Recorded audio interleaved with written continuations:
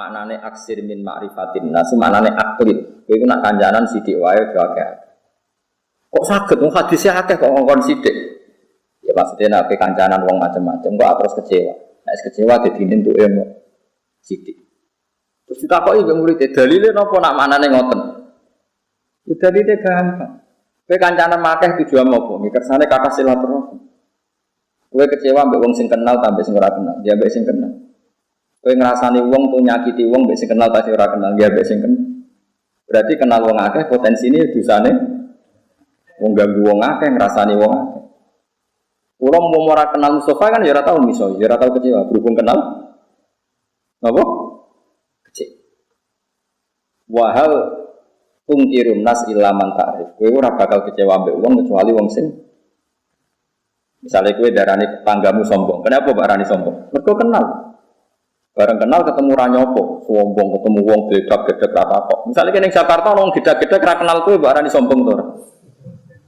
Ana cahayu kowe kenal, mbok jak kenalan ra gelem, kowe darani sombong, tanggaku tak jak kenal ra gelem. Artis sing ra kenal kowe ya ra kenal kowe, dite ora mbok arani sombong, mergo mboten apa. Itu ulama. Nabi dawuh aksir min ma'rifatin nas, ndekne maknane akli min ma'rifatin. Itu kan enggak gampang, orang punya pemaknaan seperti itu enggak gampang. Butuh sekian ribu hadis yang dia hafalkan sehingga dia tahu yang dimaksud tradisi Nabi itu seperti itu. Belum lagi di masa ilafiyah, di masalah-masalah fikih.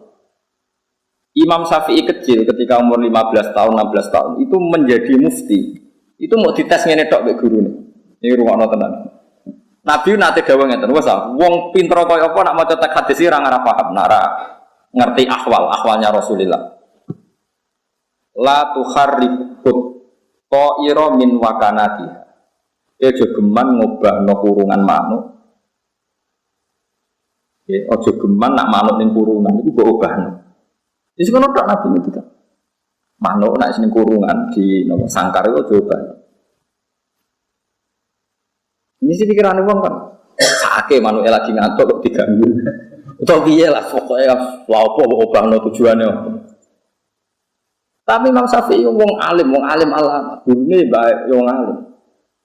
Oleh maknane ngeten. Karena fil jahiliyah, zaman jahiliyah niku wonten tradisi. Kalau mau pergi itu tes-tesane iku manuk.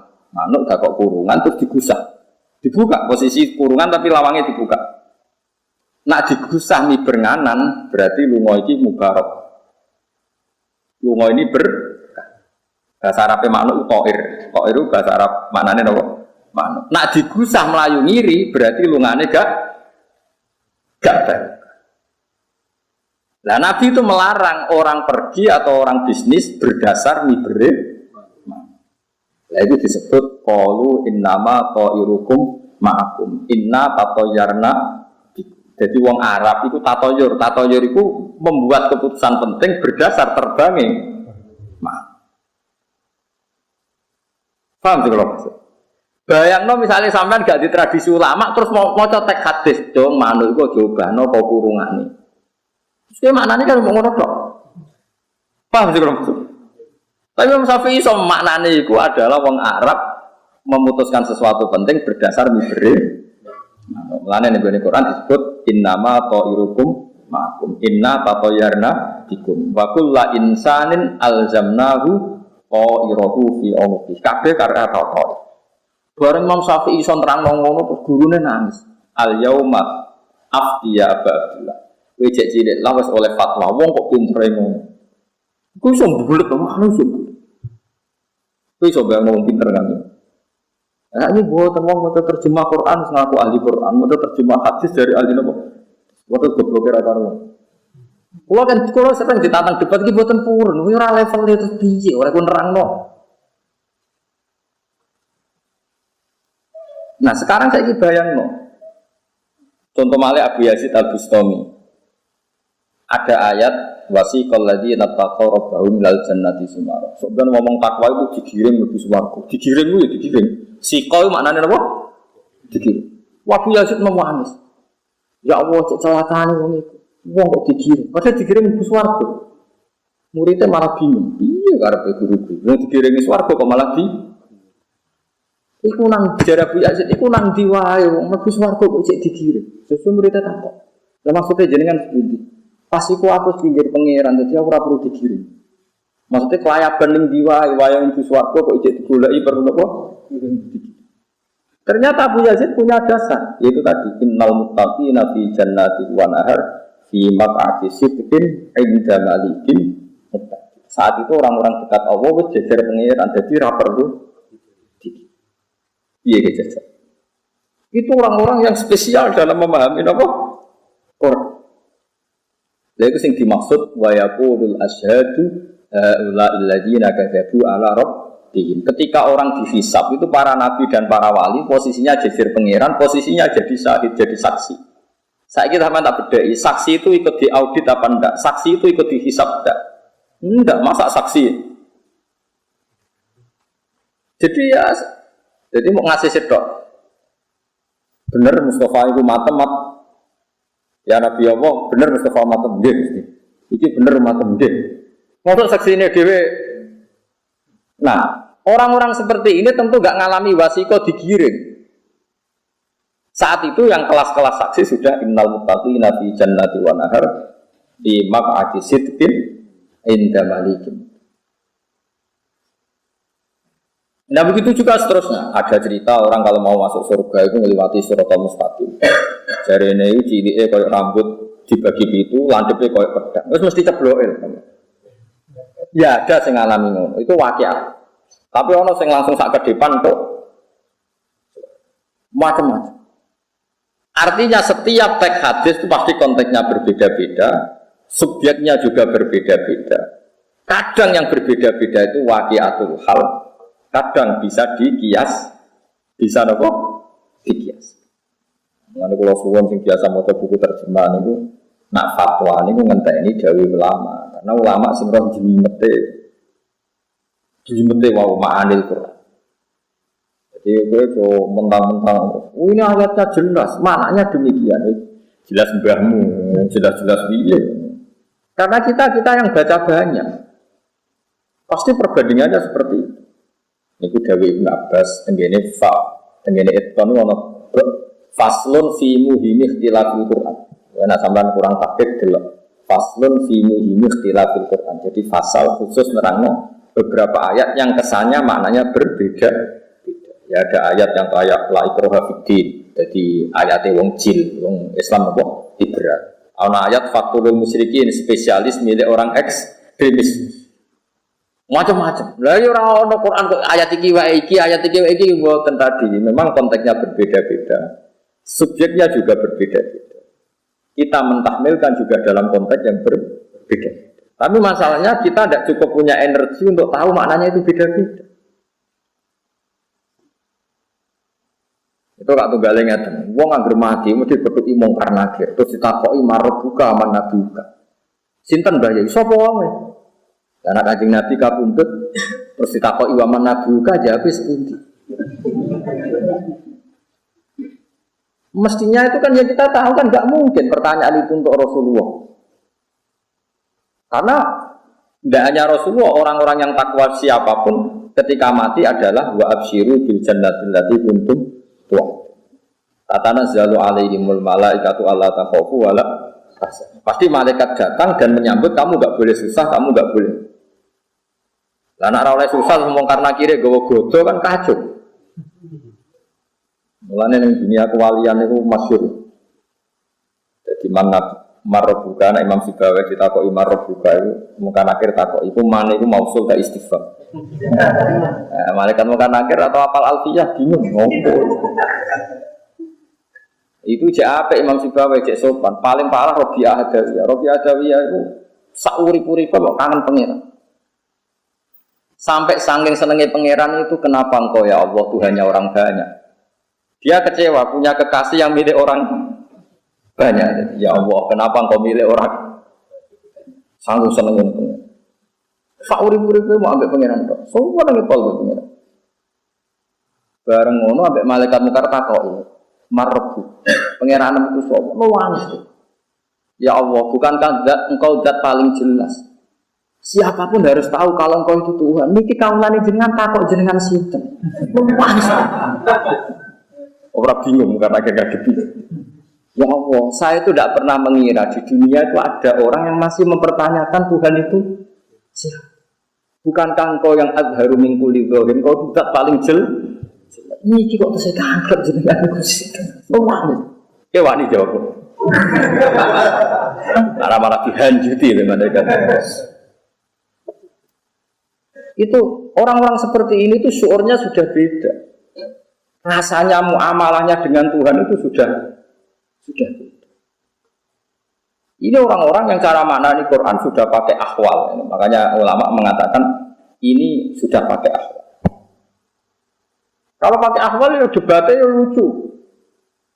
Ibnu Abbas itu kalau tawaf Ka'bah itu dia hanya menyium Hajar Aswad. Alasannya saya menyaksikan Nabi tiap tawaf hanya mencium Hajar Aswad. Jadi kotak yang 4 itu kan ada rukun Iraqi, rukun Sami, rukun Yamani, yang dicium hanya Hajar Aswad. Kalau Ibnu Umar semua rukun itu dicium. Terus ketika ditanya Ibnu Abbas, kenapa kamu mencium semua rukun? Jawabnya, lam yakun minal baiti mahjura. Enggak boleh dong sama-sama Baitullah terus mahjura dibiarkan begitu saja tanpa penghormatan khusus. Jadi Ibnu Abbas, tapi saya melihat Nabi hanya mencium yang ini. Ya wis, waktu ini Ka'bah liyane ra ono gunane, anggap ae ra penting. Yo ora ngono, yang ini kan enggak ada selesainya. Cara pandang Ibnu Abbas dan siapa? Ibnu. Ya seperti itu. Ada lagi ulama yang cara tawaf itu mesti mundur 1 meter. Ini gua peringat nombek konco-konco sing badhe haji nopo badhe umroh. Kena kepengen tawaf mesti sah. Itu menjauhi Ka'bah minimal 1 meter. Itu mujma' alaih sah menurut ulama seluruh dunia. Qadiman wa hadisan, mulai zaman dulu sampai sekarang. Karena secara riwayat Ka'bah itu dibangun itu sudah agak berkurang sedikit dari bentuk aslinya zaman Qawaidin Qaib. Sehingga kalau yang tawaf mepet Ka'bah ditakutkan dia bukan tawaf ngitari Ka'bah tapi dia tawaf dalam Ka'bah. Karena kan hasil ulama mesti nak tawaf mundur ke Ka'bah. Hasil wong awam seneng parek Ka'bah serasa sambung. Ya, tapi kowe ngomong ini mari fitnah, tapi ra mbok omong iki ilmu harus kita diskusikan. Sing darani tawaf kan nubengi Ka'bah. Mulane nang fatwa dirangno aja geman mepet-mepet Ka'bah, apa meneh nganti nginjek pondasi Ka'bah. Iku jenenge ora tawaf nubengi Ka'bah, tapi tawaf di dalam. Mulane pemerintahan Arab Saudi tak anggap pinter. Hijir Ismail sing sisi kanan itu ditutup. Kuatire kok wong tawaf blusek mlebu hijir Ismail. Nah mlebu hijir Ismail kan otomatis tawaf gak sah, mergo tawaf di dalam Ka'bah. Mulane sisi sing kok Hajar Aswad kan ditutup. Sehingga kalau kita ingin mlebu hijir Ismail ya dari pintu masuk ya pintu napa keluar. Niku perhitungannya ya seperti tadi. Ya semoten kon kenjimeten ulama. Akhirnya Imam Malik didhawuhi ngoten mbek Imam Syafi'i, Imam Malik duka. Ya Syafi'i kowe ora usah ngomong. Ka'bah ora usah dirubah, wis bae. Tapi niku riyen bangunane ngeten, cara tarah ngeten-ngeten, sebab mungkin nanti yang awam tawafe rasa mergo mepet Ka'bah. Ya ben ana bedane wong alim mbek wong awam. Jadi Imam Malik kanteng ya ben ana bedane wong alim mbek. Jadi kalau bolak-balik tawaf ning Ka'bah tak titeni. Kula ora tawafi habib alim sak dunya, sampai wong alim terkenal. Tak tawafi standar, mesti mepet Ka'bah terus mundur sak meter terus nembe tawaf. Yo gayane padha ora jajian, padahal ya saling ndak kenal. Ya kula melok gaya alim akhire wong katut-katut. Tapi kira usah kecangkeman sok suci darani sing mepet Ka'bah rasa. Wong pangeran ku luwih apik timbang kuwi. Lah pangeran darani sah kabeh apa? Wong pangeran Rahman apa? Ya wis keben. Bener Imam Malik ya keben ora roh ya sawae iki sapi ora roh. Tapi nak kowe ya rasa roh orang lakoni. Jadi sampean tak critani iki sejarah Ka'bah. Nabi itu zaman sugeng sering ngendikan ngeten mbek Sayyidah Aisyah. Ka'bah itu dhisik ombo. Bareng rubah bolak-balik dibangun meneh mbek wong Quraisy. pembiayaan ra cukup akhirnya dikurangi. Sanggep ae dikurangi sak meter. Wis gampangane. Hadis iku rawine Sayyidah Aisyah. Wali zaman Sayyidah Aisyah di ponakan jenenge Abdullah bin Zubair. Zubair bin Awam duwe garwa jenenge Asma binti Abi Bakar. Asma mbak Yune sinten? Aisyah.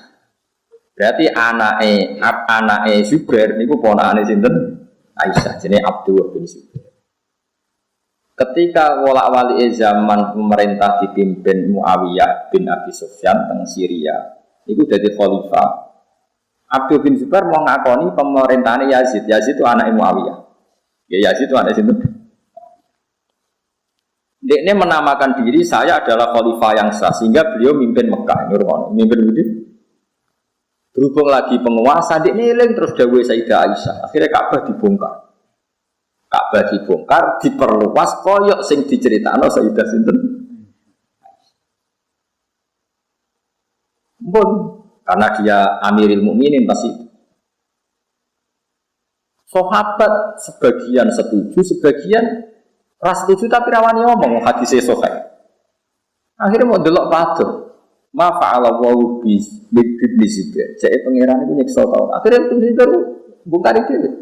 Engkau nak disiksa ya bener, nak disiksa ya salah. Jadi dikoyok Abraham dinteni. Ternyata orang burung ababil enggak ada apa-apa. Terus dia mulai ngewangi. Mulai ngewangi selesai. Awal zaman walhasil dewe guru-guru kula Abdul bin Zubair ya akhirnya sering itikaf ning Ka'bah. Awal zaman dikepung kalian kelompoknya Yazid sampai dipanah kabundut ning pinggir Ka'bah. Pas niku panglima Yazid dipimpin Hajjat sinten? Karena orang nakal raimu koyo Hajjat. Karena ini wong fasik ya ora wani mateni pinggir Ka'bah, Hajjat wani mateni wong pinggir napa? Jadi pertama orang yang menodai fil Islam Ka'bah ni Hajjat. Tapi sebagian wong ya marka Abdul bin Zubair itu berubah Ka'bah, mulane kualat. Ya ono wong sing komentar niku basa ora. Tapi walhasil setelah itu Mbak Yazid instruksi kon balekno meneh. Akhirnya dibalekno meneh. Semenjak itu terus Imam Malik, Imam Syafi'i, kuwabe ngeron jak bakas Ka'bah itu duka. Ora usah kecangkeman, wis Ka'bah ben ngono iku ila yaumin. Tapi meskipun do ngembarno bentuke Ka'bah, tetep do fatwa. Nek kepengen tawaf sak mujma' alaih seluruh ulama di dunia qadiman wa hadisan, usahakan tawaf kamu itu agak menjauh dari soal kowe kok kangen kepen nyekel Ka'bah, usahakan jangan pas tawaf rukun. Jangan pas tawaf ifadah, jangan pas tawaf rukun apa. Pas kangen Ka'bah serono cekal-cekal tapi ora usah. Ya kula tak akali kono kula bolak-balik jam 3 bengi kepen nyekel Ka'bah rono. Gusti mboten tawaf lho niki dadi. Di perjanjian kok nak tawaf masalah. Tapi keyakinan kula yakin yakin sing tawaf mepet Ka'bah bisa. Piye-piye ora roh. Ora roh yo baru kas. Kula yakin yakin pokoke sing tawaf nyekeli Ka'bah napa? Siji ya faktore Allahur Rahman Rahim. Nomor loro entek akeh. Entek akeh darani rasa yo abot tenan. Tapi ini hukum ya, tetap kula aturaken temen. Itu sampean ben ngerti. Jadi tradisi ini ulama iki benten. Ya tradisi ini ulama niku napa? Pergi. Iya semua tadi ora kena diterang.